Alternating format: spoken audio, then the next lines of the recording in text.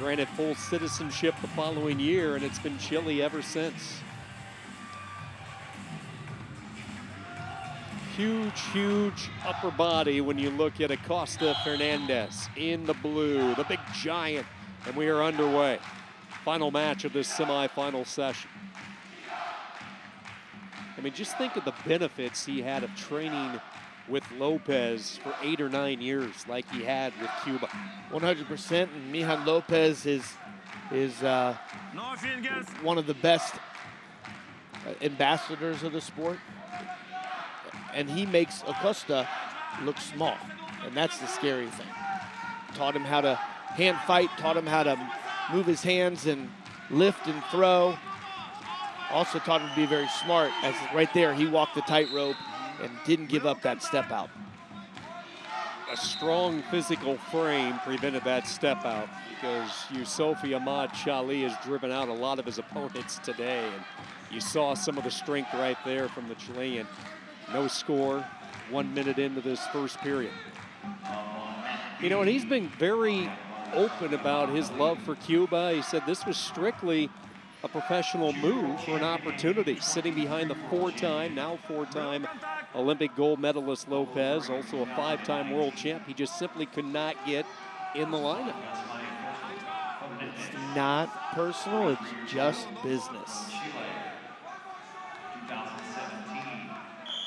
Not a lot of hand fighting, a lot of leaning from these two big bodies, and they are going to tag Fernandez, so the passivity point goes to Iran, and YOUSOFIAHMAD with a chance to go parterre.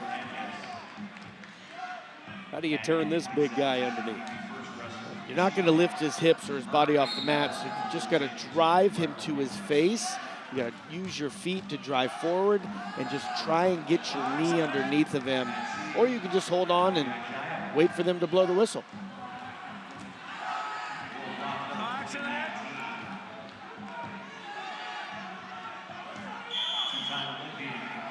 That's about as little action as you're ever going to see in a parterre position, just because of Fernandez's size underneath. I mean, there was nowhere YOUSOFIAHMAD could get his grip to. Earlier in ACOSTA's first match, the wrestler locked his hands and went to turn him, and ACOSTA just laid there and his hands broke and he rolled over. It was interesting. He's just a heavy and a physical human being.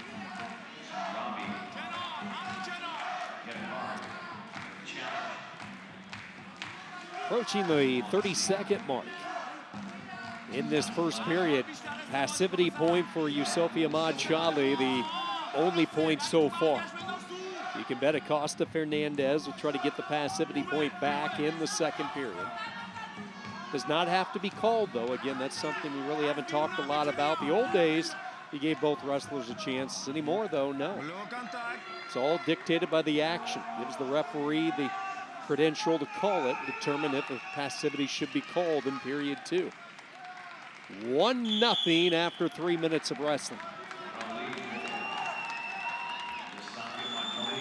We're not seeing quite the dramatics that we saw in our first 2 bouts of the evening with our athletes really moving at a high pace. These two hanging, pulling, pushing, but not a lot of action. This heavyweight field without 2 of the big stars. We talked about Lopez, his future uncertain right now as we await. And then, of course, from Turkey, the great Taha Gül not making the appearance at Greco-Roman. Or Reza Kayalp, excuse me. Both great Turks. Yeah.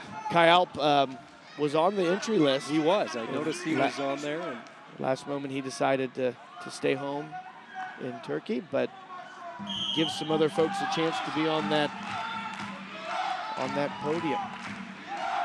Here we go. Let's see what ACOSTA Fernandez can do. The pace is picked up. Pummeling's picked up as well. Like battering rams with their shoulders.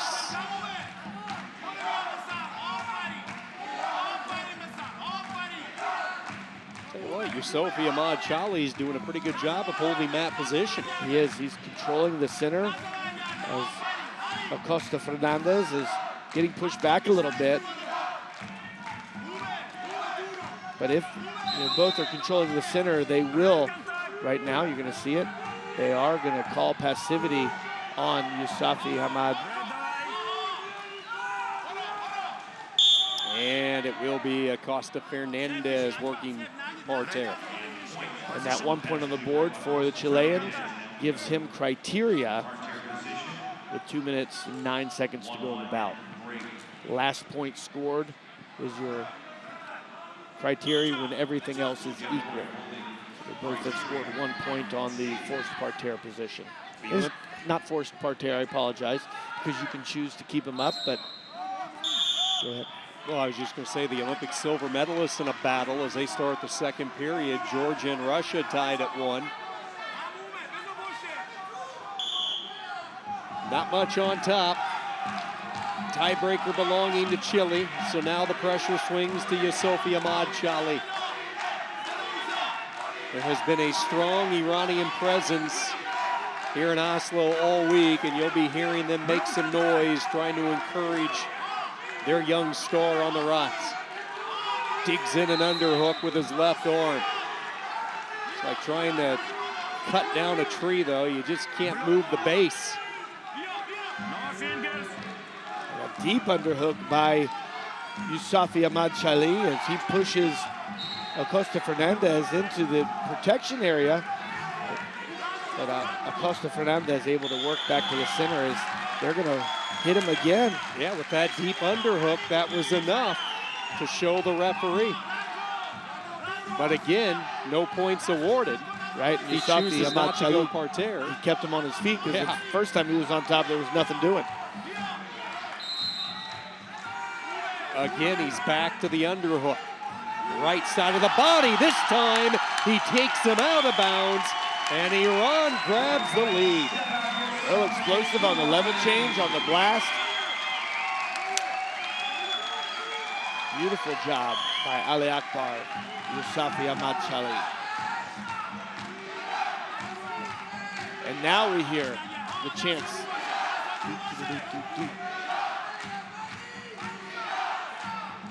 How much does ACOSTA Fernandez have in the gas tank right now? Not a lot of motion either way. He's going to need to pick it up. Disengages, comes back in, some hand fighting. It's go time for the 33-year-old from Chile. 17 seconds and counting. The step out point, the difference for YOUSOFIAHMAD Chali. ACOSTA Fernandez just looks tanked right now. Yeah, looking at the clock like he just wants to get off the mat and didn't take an opportunity to score. YOUSOFIAHMAD Chali did the work. What a moment for Iran, the youngster into the World Championship for the first time.